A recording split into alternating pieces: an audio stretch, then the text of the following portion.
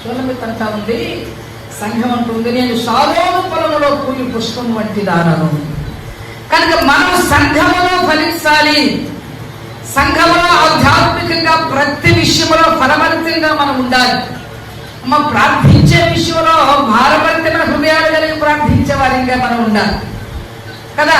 కనుక ఫలించడం అంటే షారోను పొలంలో ఫలించే విధానం ఏంటంటే దేవుని కోసం మనం ఫలవంతంగా ఉండాలి. మనం దేవుని మాట దాన్ని బట్టి మనం మరి ఎక్కువగా ఫలిస్తాం. దేవుని దగ్గర విచారణ చేసిన దాన్ని బట్టి షారోను గొర్రెలకు మేత భూమిగా ఉంటుంది అనేటువంటి మాటలు ఈ భాగంలో మనం చూస్తూ ఉన్నాం. దేవుని స్తోత్రం, హల్లెలూయా.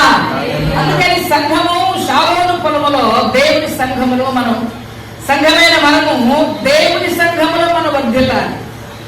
ఆధ్యాత్మికంగా మనం వర్ధిల్లినప్పుడు శారీరకమైన పరిస్థితులు కూడా దేవుడు మనకు ఆశీర్వాదకరంగా ఉంచుతాడు. నిజంగా మనం దేవుని మనం వెంబడించగలిగితే, దేవుని మాట మీద మనం ఆశ పెట్టుకోగలిగితే, దేవుని మాట మీద మనం విశ్వాసం ఉంచగలిగితే మనం శారీరకంగాను ఆధ్యాత్మికంగా మనం వర్ధిల్లుతాం. ఆధ్యాత్మికంగా మనం వర్ధిల్లాలంటే ప్రభు సన్నిధిలో మనం ప్రార్థిస్తున్నప్పుడు ఒక దర్శనాన్ని మనం కలిగి ఉంటాం. దేవుని స్వరాన్ని మనం వింటాం. వాక్యం ద్వారా దేవుడు మనం దర్శిస్తాడు, మనతో మాట్లాడతాడు. అది మనకు కావాలి. సంఘంలో వర్ధిల్లేటువంటి అనుభవం కావాలి ప్రతి విశ్వాసం కూడా. దేవుని స్తోత్రం.